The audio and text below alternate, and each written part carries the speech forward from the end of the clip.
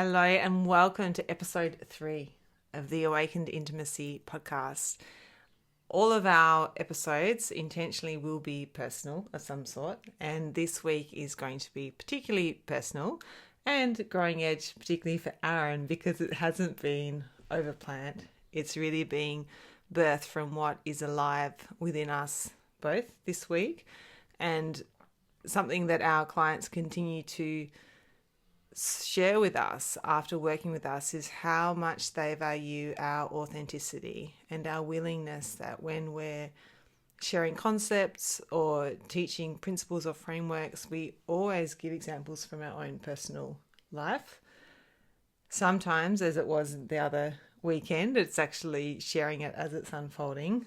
And this week, Aaron is still, moving through the process, and this week's topic is on grief, and in particular, how we support one another when moving through a time of grief. If the grief is, fully shared, then that's one thing. And what's happening for us, we have definitely had moments of sharing a shared grief.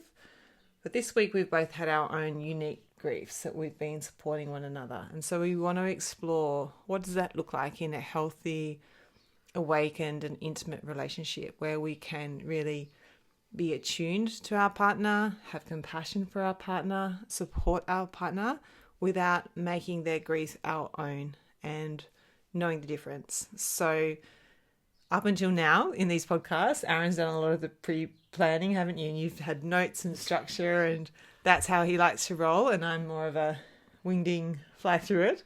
And so that's what we're doing this week because Aaron hasn't had the capacity to plan. So we get to do it my way. So we'll see what happens. And do you want to say anything to start with, babe? No, it is an edge to show up like this. With no structure and flow. But let me be clear, for many years, well over a decade, I went with the flow. I was a very free-spirited kind of guy. Yeah. And it's probably been in the last, basically since I got into my 30s, I started being more grounded and pragmatic and strategic in creating frames and structures around my flow. So, because, of course, that's a good idea too. Yeah, exactly. Yeah. So. Yeah. So, Aaron, do you want to share about what's happening this week for you? For me, yeah. So prior to last Thursday, I've actually been really lit up. I've been having incredible energy, showing up and serving our family, our clients in a really empowered way and generating momentum on the daily with habits and rituals and routines that are really serving me, and I'm accessing more of my inner warrior nature more regularly, which is that part of me that can take action, overcome resistance and meet challenge so that I can have more fortitude and resilience to expand my capacity for life. And then on Thursday, life created a set of circumstances to really test my capacity and my resilience emotionally.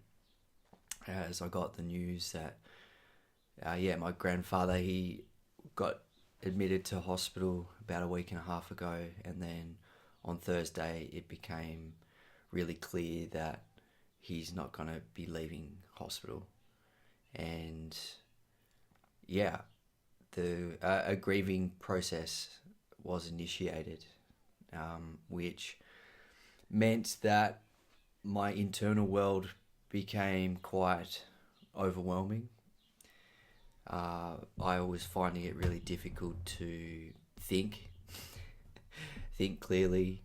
I was emotionally quite tender, and my capacity to deal with other people's stuff was greatly diminished because of what was brewing within me.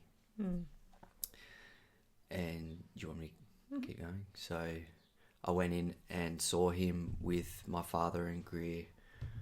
I I went and saw my grandfather on Friday, and it was incredibly shocking to see him in the state he was in. He was like the epitome of a patriarchal man. Very strong, physically very strong, stoic, did not show much emotions or affection or anything like that. A man of his time. And to see him lying in the bed in a really vulnerable place and in a lot of pain, and actually expressing that pain, seeing him in pain for the first time in my life was really confronting. And then on top of that, to actually see him shed a few tears at his circumstance and the pain he was in, it was incredibly moving to see that facade and character of strength just be completely cracked, and see the vulnerability underneath there. Was incredibly moving, very powerful. And yeah, there was huge amounts of grief for myself and my father, and being able to hold space for my father to access layers of his grief was incredibly moving and powerful and touching. And that's one of the gifts of when we really meet our grief, is it connects us, and it really removes those masks and attunes us to what really matters. Mm-hmm. Yeah. Just like I'm reminded of when I witnessed the birth of Kaizen, and how incredibly moving and powerful that was to bear witness to birth. You know, so too is death. Mm-hmm. Yeah, and I actually had that on my 3 dot points that I had made prior to this, is that, you know, I think grief is an invitation. You know, to me, grief is just like having to let go of what no longer is, or what we thought would be. And kind of the other side of that, the other lens of that, is really coming to deep surrendered acceptance of what now is. And that with every death, it's this finite line that when someone takes their last breath, like I shared during the week, this week was also the 10-year anniversary of my father's passing, and I remember that moment that I got the call that he had passed. It's a clear timestamp in my life of what was before Dad passing, that moment, what was after, and that simultaneously that moment of someone passing. Your grandfather is still alive, but it's, you know, he is on his leaving. That it's the start of something new as well, and that, you know, no matter what one's beliefs are around what happens after life, this life, it's whatever that is, it's still the beginning of that, or the returning to what always was. And so, yeah, I'd quite like to look at death as a very powerful portal for transformation, and that we can, and grief, you know, it's this window of time. I think that it's this fine balance of really feeling all that grief brings up in us, you know, physically, somatically, emotionally, mentally, and learning to be with that and the heartache and the sadness, and then choosing to be the alchemist and really transforming and honoring and releasing what no longer serves, and really a new steadfast commitment to what we're now choosing for ourselves. And for me personally, one of the best ways to honor someone's passing is to really turn their life into a legacy. And by that, I don't mean them having a Fortune 500 company. It's about how they live their life, whether we deem that as good and helpful or whether it was damaging and painful. Honoring that person's life by really imprinting a new level of our own devotion to our own self-realization and becoming and returning to what we choose to be. and imprint into this world. Yeah, I agree. And to continue the thread of my own grandfather and him really holding the epitome of a patriarchal father and the good and bad of that. And with his passing also came the gift of seeing the gifts that he brought, which, yes, strength. And, for my dad and I, it's more, rather than physical strength, it's more an emotional strength to say what needs to be said. And following Friday, when we first saw him in the state he was in, it was really shocking and confronting. I then went to a workshop that had been in the calendar for many months. Ho'oponopono. I say it my own way. It's a really powerful healing modality. It comes from a Hawaiian lineage, and I was in the workshop and I was listening to someone else in their process, and it was really obvious to me that there was a message in their process for me. And the long story short, the simple version is that I was to go tell my grandfather that I loved him for the first time in our lives. And I just knew that's what I had to do. And the sooner I did it, the better. And so Sunday... Yesterday. The next day. The next day. Yeah. The next day, I was aware my dad was going in to see him again. And I asked if I could come along. He said yes. And I didn't tell my dad that I was going to say it. And sure enough, we were standing there, and I could feel the real vulnerability in speaking these words. Like, it was really scary. And what actually got me over the line and willing to say it was seeing him there in his deathbed, knowing that inevitably I'll also be in that position one day, and I don't want to be in that position with regrets. And this was one of those moments, one of those lines in the sands where I either choose to live my life with integrity in my truth and knowing what needs to be done and living a life without regrets. Yeah, and that meant overcoming this immense amount of fear that I was holding. And yeah, I said it, and it landed for him in the only way that it could have. And what was really powerful was then my dad said that for the first time in his life. And this is the real power of honouring and speaking our truth, is it gives permission for others to do the same.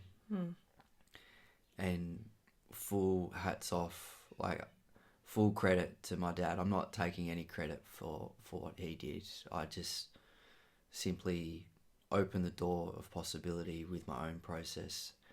And then he said the same thing for the first time in their lives. And I know that was immensely powerful.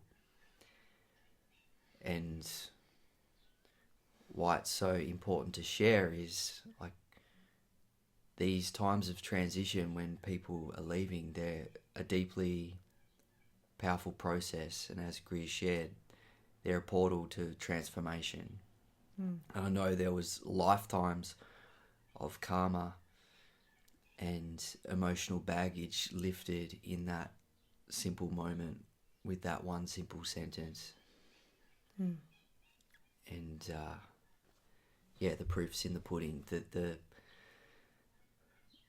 The level of peace and calmness and acceptance that both my dad and I have now is testament to having the courage to honour the truth and speak the truth.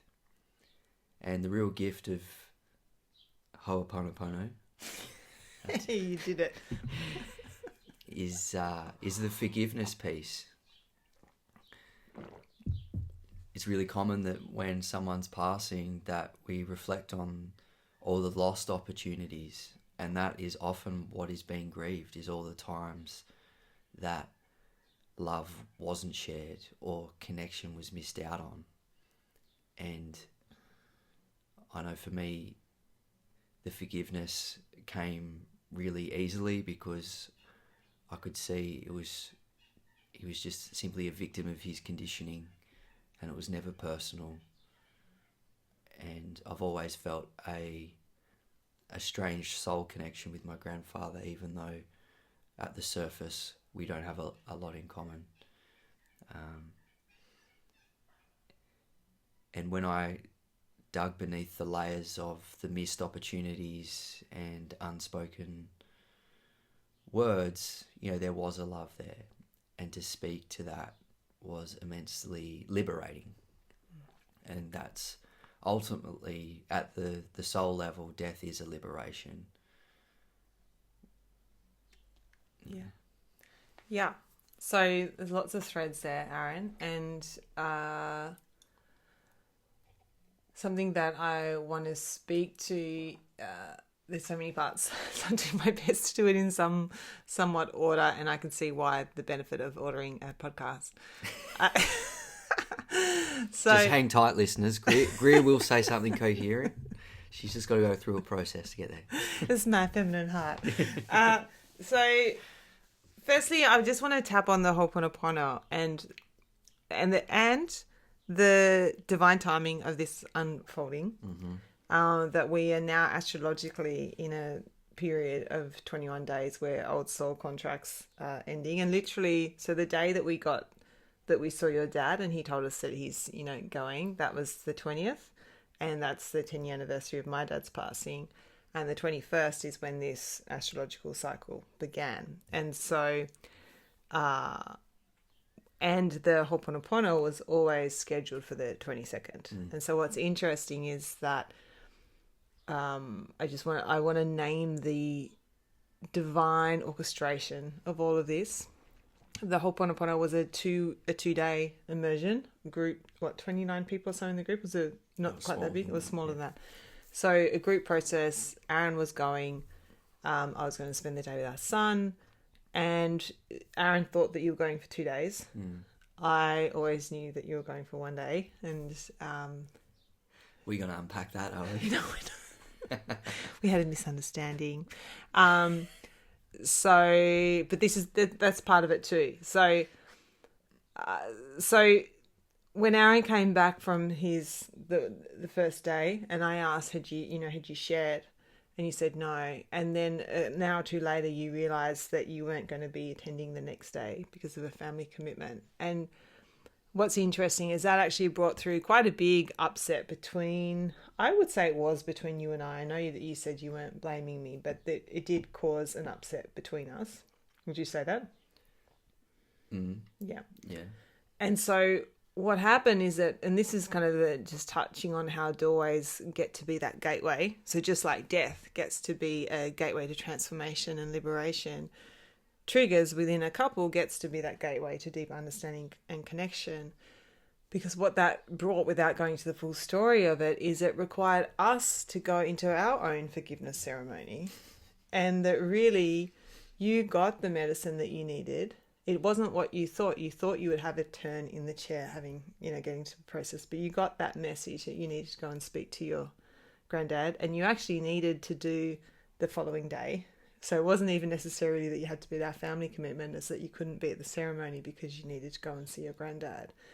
And that what came to light for us in our next echelon of how do we support one another, and this gets back to the purpose of the podcast, is when one partner is in grief, you didn't have the same emotional stamina and mental acuity as you normally do. And so things had been missed. And so how do I, as a partner, support you in that whilst maintaining boundaries and speaking my truth around certain things. So keeping myself safe, not from a place of protection, fuck you, but also no, I feel pretty solid and grounded in kind of my perception of what's going on, and how do I speak to that lovingly, where I'm not, I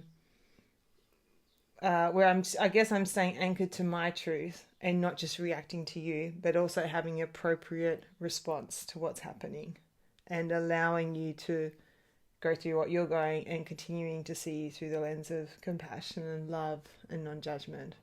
And I think we actually navigated that pretty well. And there was a moment where I felt that I was being blamed, and I said, I feel like I'm being, I think you said, you felt unsupported? Yeah. Yeah, you felt unsupported. And I said, well, I'm feeling blamed. And you said, well, I'm not blaming you. And so in that moment, I needed to, rather than go on a story, well, it feels like you're blaming me because of that. So, okay, I'm going to choose to trust you. You're not blaming me. So I'm going to let that story go.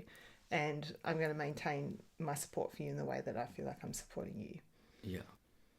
Yeah. So what became important through that process was that, and this is where we get to turn our triggers and the difference between inquiring into what we both could have done better and how we could have supported one another, what our needs were, how they were met and how they weren't met, so that we can learn from it. And now we know those lessons. And so what happened through a series of conversations was that I got really clear that you felt unsupported in that moment, in that particular moment. And do you remember what I said? I heard that in moments where you're not at your best emotionally or mentally, that because what came through is that the day before I had thought to remind you about something, but I didn't want to remind you because I didn't want to seem controlling. And so, do you remember this? Yeah. Yeah. And so what we agreed is that in times when you're not at your best, if there's something that I want to share, that I can just preface it by saying, look, there's something I want to say, and there's a part of me that I'm hesitant in sharing it because I don't want to come across as controlling. Do I have permission to say it? So get your permission and then share. And that I'm sharing because I think it will be helpful. I just want to remind you of something. So that did bring about its own little medicine. And in retrospect, it was really all perfect. And I said, wouldn't it be amazing if this was the Ho'oponopono that you actually really needed? And when we're doing this work with this, with the Hawaiian elder, it's not as simple as I'm sorry, please forgive me, thank you, I love you. It's much more deeper and nuanced process, but we ended it with that, with the, I'm sorry, please forgive me, thank you, I love you. Yeah. And it wasn't really nice. It was our own little Ho'oponopono. What I loved most about that moment was we did it in front of Kaizen. Yeah, we did. Yeah. Yeah, that's true. Because we were it wasn't heated, but it was a serious conversation. Yeah. Unpacking and really getting to the essence of what is going on, and he, as Kaizen doesn't leave us alone. Have a trampoline with me. And it was like, okay, he can just witness this. Yeah, that's true. Yeah, I loved how we finished with that, because he saw in real time how repair happens. Yeah. And we say time and time again, one of the biggest gifts of learning to repair and harmonise when there has been conflict or misunderstanding is our children get to witness what it looks like, what it sounds like, how it feels in the body to genuinely repair. Yeah. And it's a beautiful example of how when we do this work, we're passing it on.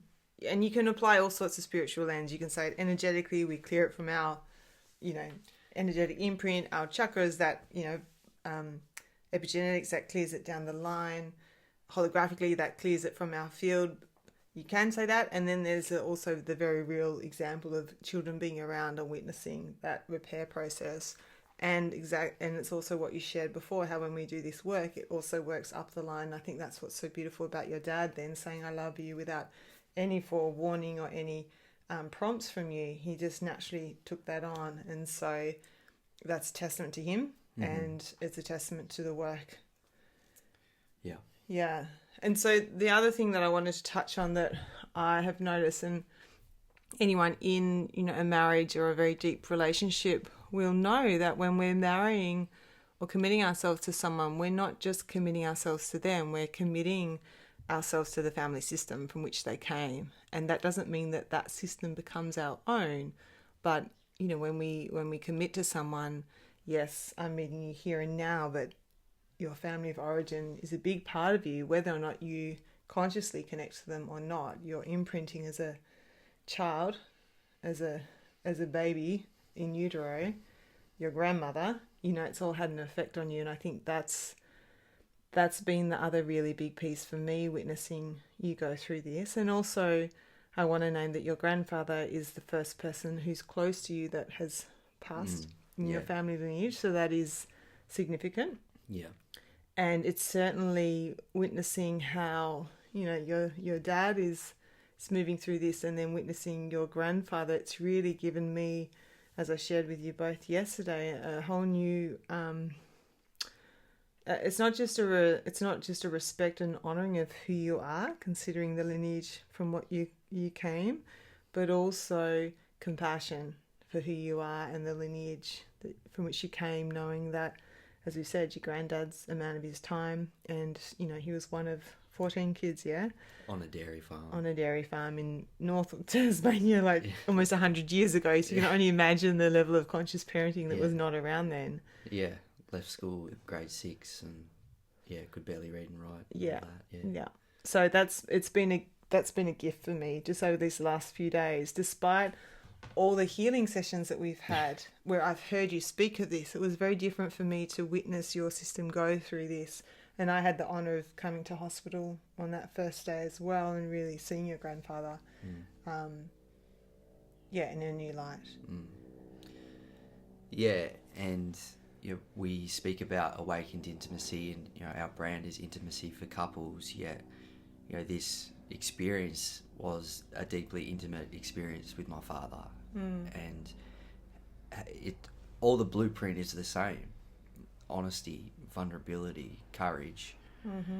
All of these qualities and these virtues led to a transformative experience that deepened the connection with my father. And I know it's because I was battle ready for this experience, because of all of the emotional work that I've done in our relationship, and having an understanding of grief and the importance of speaking truth and moving through the vulnerability with courage, and doing it for ourselves, and how it lands for the other person isn't as important as getting it off our chest, really. That's not as applicable for intimate relationship, but that was part of the message for me with my grandfather, is it would make sense that if I say I love you to him, it would make sense that would be uncomfortable, or he would create resistance if he hasn't heard that his whole life.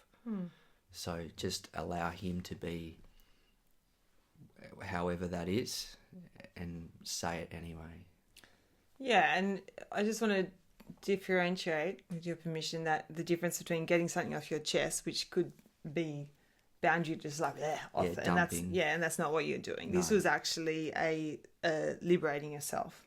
So those layers that you had on your heart, rather than getting something off your chest, you're actually taking those veils off. And it'll be interesting, because I haven't spoken to you about this, but I'm interested. You have heard me share the story many times of when my father went from being healthy, well, a doctor in hospital, one moment, to taking himself into emergency on his lunch break at one day to get some scans done, because he just feels like something's off, to be told a few hours later that he's riddled with cancer, that he has DVTs in his calves, which could cause a clot, but that he also has a massive clot at the base of his brain. And so if they were to take the DVT, thin that out, then he may have a massive brain bleed and become brain dead, then and there. And so I went into hospital that next morning, because that's when I found out.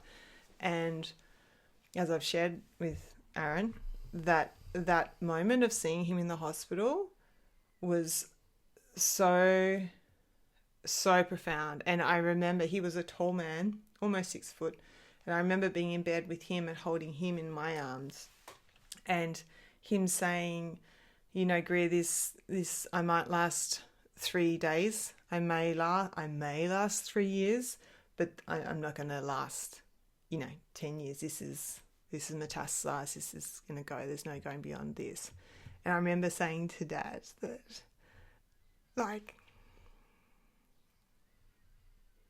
it's these tears are of love rather than grief, because it's still so deeply alive within my body.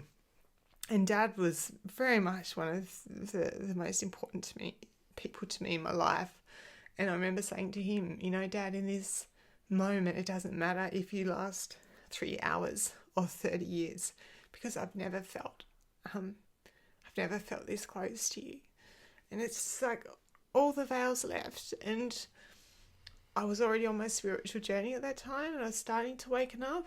And I could, in that moment, but I had, I was kind of at the start, a few years into it. And I remember that moment just like committing, right, from now until my father passes, whenever that is. Every time I'm in his presence, when I notice a veil, I'm going to drop it. And what do you mean by veil? Just clarify that. Just some sense of hiding, some sense of trying to be something, trying to appear in a certain way, wanting him to be proud of me, wanting to appear courageous, wanting to appear humble, intelligent, anything other than what actually wasn't really at my core, or trying to be something that actually wasn't my truth. And that led to many, many, many vulnerable conversations, moments, including a moment where I remember I'd been at a women's group, and I'd gone into really deep meditation, and I'd had a really clear vision of my work and who I was to become. And I remember coming out of that and going, I need to tell my dad this. And my dad, I had him on somewhat of a pedestal. He was the most intelligent and most wise and most sincerely loving person that I knew. And he wasn't enlightened. He was very human, but he was a man of deep, deep integrity, and someone who was a pivotal force of guidance and wisdom in my life. And so I knew that in that moment, my growing edge was to tell my dad that I actually thought that I was actually here to help people. And it sounds silly. And I thought when you shared, I needed to tell him that I loved him, that for a man such as you, like, I suspect that for some of the listeners, or for people who know you well, that might be surprising to them to hear that was a growing edge thing for you to say, because some people say I love you all the time, and yet there's not that much meaning or emotion behind it, or there's lots of things that someone can go skydiving, but someone else can't, I don't know, get up on stage. We all get, our growing edge looks different for each of us, but that for me to go and admit to my dad that I actually, me who was the littlest of 3 girls, who was always the little princess and this one, that I thought that I could actually be someone of purpose and significance. And it wasn't coming from an egotistical, whatever. It was like, wow, I actually feel like I'm here. And it's really important that I name it. And so I came home. I remember this room used to be Dad's study. He was literally sitting right here where I am, because his desk was there. That's crazy. And I said, Dad, I need to tell you something. And he's like, yep. And he was in his books doing his accounting or something. I said, I had to realize, like, I think I'm here to actually help a lot of people. And I remember my heart was flooding. It was so growing edge for me to say that to my dad. And he went, yeah, well, that's good, Greer. And just kept on doing his thing. It wasn't present to me at all. That's what I mean by his humanness. But again, it didn't matter how it landed with him. I actually didn't need him to see it. Yeah. What was important is that I liberated myself in that moment. And again, this is what and what I found through the 2 years from Dad's diagnosis and prognosis to his eventual transcendence, his passing, was that the level of intimacy that he and I just went, even though in that moment that he was one of the closest people in my life, boom, in terms of depth, it just went deeper and deeper. And ultimately the intimacy that I had with him was a mirroring of the awakening intimacy I had with myself and with my soul connection. And, 2 months after I met you, and that began a whole new echelon After of he that passed. journey. After he passed, Yeah, yeah. only 2 months. The timing's just... Yeah. Yeah, Oh divine. my God, we should get married and have the baby. We're getting so telepathic. It's really funny. Like, we can't keep anything from one another, can we? And Greer invited me into a life by saying, do you want to join my network marketing team? And it was called Life Plus. It was Life Plus a baby. It's a little joke we have.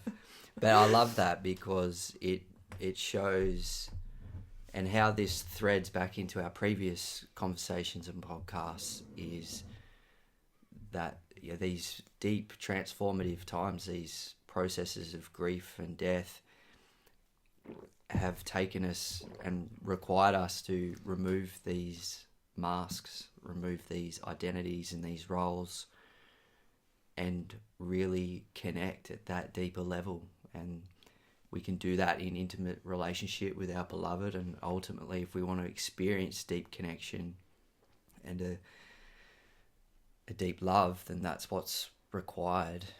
And it just goes to show that there's other avenues for this type of transformation, if we have the courage to really own it and enter into it. And I know for you, Greer, like what you experienced with your father set you up for what we experienced, of just that radical authenticity. And You mean you and I? yeah, Yeah. yeah, 100%. yeah, Yeah. yeah. Yeah, and the other just point that I wanted to make, there's 2 points. Is one is that, we can grieve the life of someone, and we can also grieve relationships. A really common, almost necessary step of part of really stepping onto our authentic path is that we will lose relationships because we come out of resonance from what was. And it's a really challenging but ultimately very liberating part. When I really went through that big part of it, it kind of happened a bit earlier in my journey, but it was really once I ended my first marriage, and I knew that my dad had passed, and I knew that to really come into a new level of my truth, I needed to step away from those who supposedly knew me best, because I could feel myself shape shift and be certain ways around certain people, and still having lots of drinking and lots of partying and things. And I knew it wasn't my highest, and it wasn't coming from a place of I should discover myself. It was just knowing that I needed to. And I what was most challenging about that is that I knew I couldn't actually explain it to those people involved, and that's been an ongoing thing that I've needed to grieve and come to peace about. And some people I did that really well with. 1 or 2 people I definitely could have done it better. And so I'm aware of that, and I've forgiven myself because I was going through a lot, and I did the best that I could. But it is a part of that. And I know that you definitely grieve different relationships and people who we used to be so close with and have so much in common. As as our consciousness expands and we detach from certain earthly collective societal norms, there's less in common. And our relationships are a mirror, so it makes total sense that as we change and evolve, the mirrors change as well. And sometimes those mirrors are reflecting back aspects that we used to be, and that's why we fall out of resonance. That's why we are required to put in boundaries, because it's like an external reflection of something that we need to put a boundary in with internally and stop, like a habit within ourselves, for example, or a behavior within ourselves. It could be, I think, also part of my experience of unenmeshing myself from my past and the relationships with it was receiving kind of a karmic backlash, meaning that to the degree that I was a judgmental person, I was now receiving judgment as I was removing myself from that field of resonance and that field of relationship. So I share that because it's so common. It's almost archetypal for someone who steps onto their soul path and path of awakening, that they're required to let go of past relationships. And people may criticize them, people ridicule them. There's a lot of like misunderstanding, and it can be a really sticky, chaotic process sometimes, because we don't know how to put in these boundaries. We don't know how to lovingly tell someone, look, I'm just not in resonance with you anymore, without making it really personal. And it's hard, and it's also super common that we fuck up.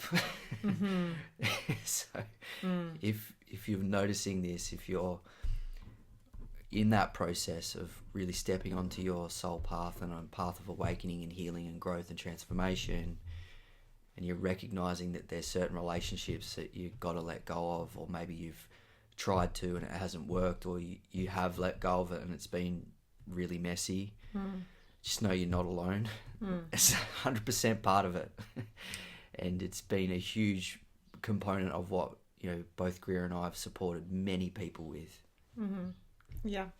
And it's a humbling path, because we can't necessarily make the other person see, in inverted commas, and it requires a lot of letting go of other people's judgments and assumptions, and ultimately that's a gift, because it's liberating. And certainly for me, that's why whenever I'm working one-on-one, and with women, I'm always coming back to those deeper ways of being and the virtues with which we choose to live by, because ultimately that's where the comfort or the faith comes, because we know that we're living in integrity. And so there's a deep commitment to trusting in that, and the humility and the compassion and the forgiveness for ourselves where we've been stumbling through it, which happens.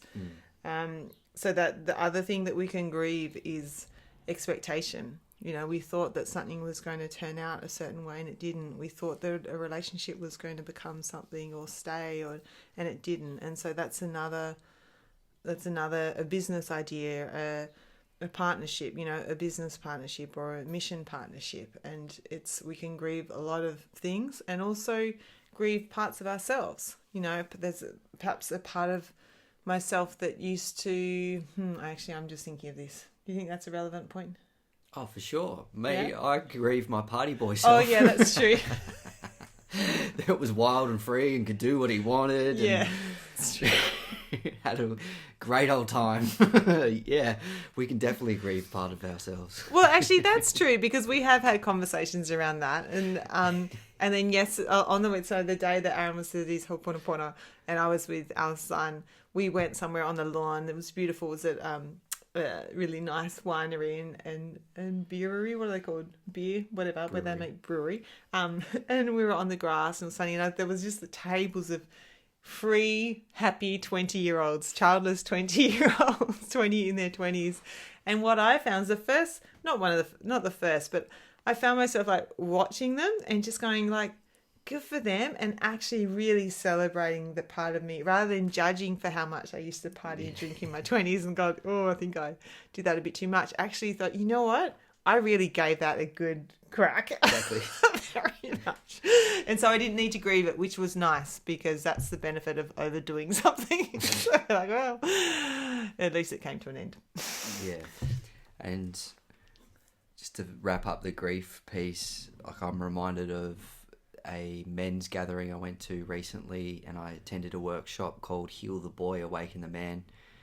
And a core component of the philosophy and underpinnings of this workshop was how we really, as men, but I think people in general, really need to grieve our childhood and what wasn't our unmet needs in childhood in order for us to stop operating from the wounded boy part of ourselves.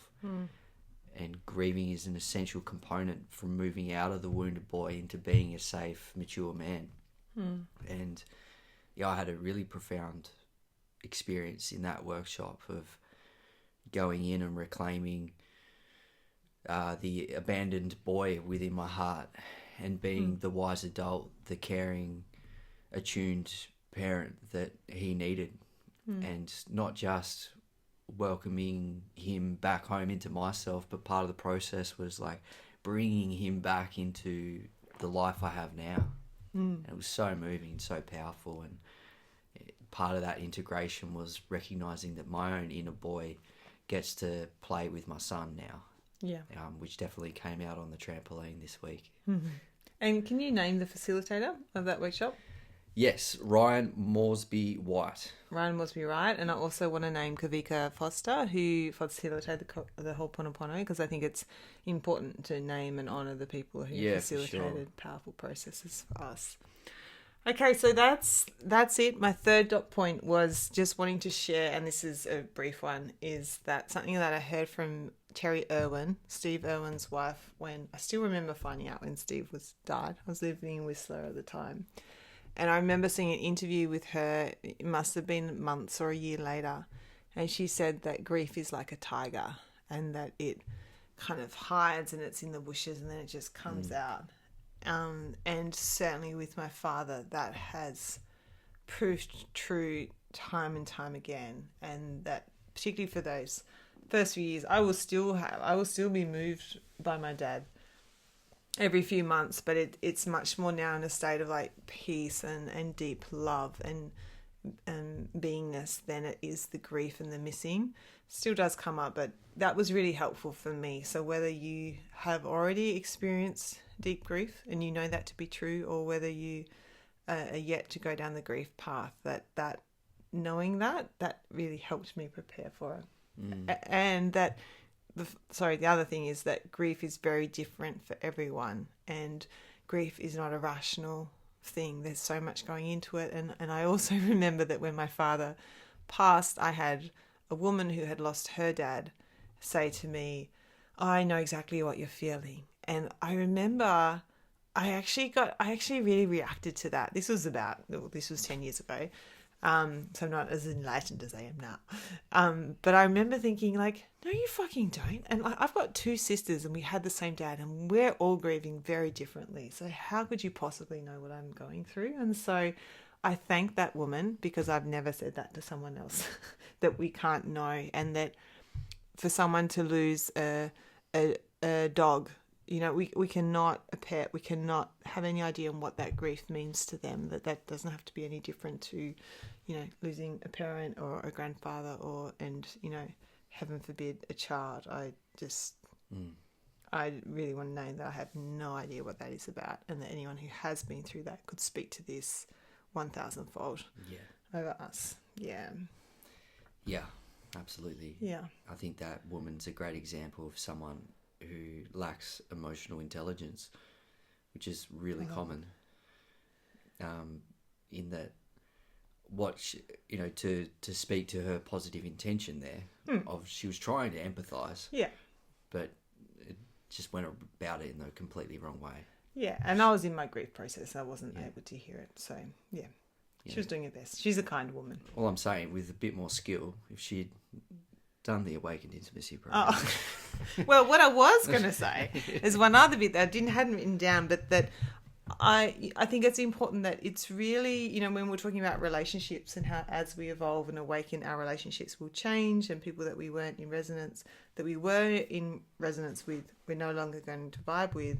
And that's what's so important. The couples that we work with, there's this sense of they are aware that one of them is either growing or they're both growing, and they want to grow together. And the thing is that if people are on their evolutionary path and they're not actually sharing that journey, it's natural for them to go off in different tangents. And that doesn't mean holding on to one another, no matter what, we'll be here forever and ever. But there is a space, like, to think of who you and I were when we met versus who we are now in terms of who we are. It's gone so deep and so high and so expanded that this is the beauty of committing to growth together and supporting one another through our own grief processes that happen, even when we come into the relationship reckoning and grieving what isn't in a relationship, because no relationship will have everything perfect. You know, there's parts in our own relationship that we've had to grieve of things that we don't have.